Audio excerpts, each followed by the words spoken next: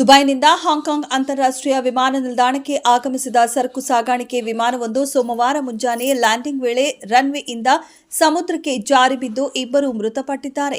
ಇಂದು ಮುಂಜಾನೆ 5:50 ವೇಳೆಗೆ ಈ ಘಟನೆ ಸಂಭವಿಸಿದ್ದು, ಮೃತಪಟ್ಟ ಇಬ್ಬರು ಈ ದುರಂತದ ಸಮಯದಲ್ಲಿ ವಿಮಾನ ನಿಲ್ದಾಣದ ವಾಹನದಲ್ಲಿದ್ದರು ಎಂದು ಹೇಳಲಾಗಿದೆ. ಎಮಿರೇಟ್ ವಿಮಾನ ಸಂಖ್ಯೆಯಡಿ ಈ ಕಾರ್ಗೋ ವಿಮಾನ ಕಾರ್ಯಾಚರಣೆ ನಡೆಯುತ್ತಿತ್ತು ಎಂದು ವಿಮಾನ ನಿಲ್ದಾಣದ ಮೂಲಗಳು ತಿಳಿಸಿವೆ.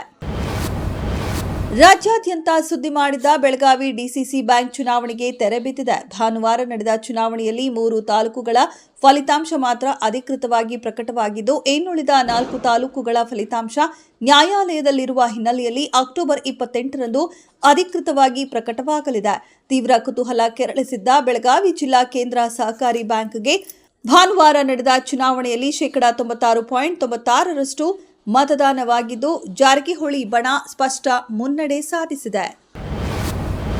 ಕೇಂದ್ರದಲ್ಲಿ ಅಧಿಕಾರದಲ್ಲಿರುವ ಬಿಜೆಪಿ ಮತ ಕಳವು ನಡೆಸುತ್ತಿದೆ ಎಂದು ಆರೋಪಿಸಿ ಆರಂಭಿಸಿರುವ ಓಟ್ ಚೋರ್ ಗದ್ದಿ ಚೋಡ್ ಅಭಿಯಾನದ ಅಂಗವಾಗಿ ತಮ್ಮ ವಿಧಾನಸಭಾ ಕ್ಷೇತ್ರ ಅಥವಾ ಜಿಲ್ಲೆಯಲ್ಲಿ ಕನಿಷ್ಠ 2 ಲಕ್ಷ ಸಹಿ ಸಂಗ್ರಹಿಸಿ ಅಕ್ಟೋಬರ್ 24ರ ಒಳಗೆ ಖುದ್ದಾಗಿ ಕೆಪಿಸಿಸಿಗೆ ಕಲ್ಪಿಸಬೇಕು ಎಂದು ಎಲ್ಲ ಸಚಿವರಿಗೆ ಕೆಪಿಸಿಸಿ ಅಧ್ಯಕ್ಷರು ಆಗಿರುವ ಉಪಮುಖ್ಯಮಂತ್ರಿ ಡಿಕೆ ಶಿವಕುಮಾರ್ ಸೂಚನೆ ನೀಡಿದ್ದಾರೆ.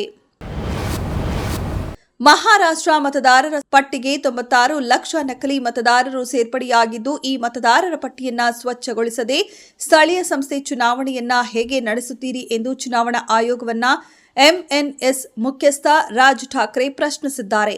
ಇದೇ ವೇಳೆ 1 ಕೋಟಿ ನಕಲಿ ಮತದಾರರ ಪಟ್ಟಿಯಿಂದ ಕೈಬಿಡುವಂತೆ ಆಗ್ರಹಿಸಿ ನವೆಂಬರ್ 1ಕ್ಕೆ ಬೃಹತ್ ಪ್ರತಿಭಟನಾ ರ್ಯಾಲಿಯನ್ನ ಹಮ್ಮಿಕೊಳ್ಳಲಾಗುವುದು ಎಂದು ಉದ್ಧವ್ ಶಿವಸೇನೆ ತಿಳಿಸಿದೆ.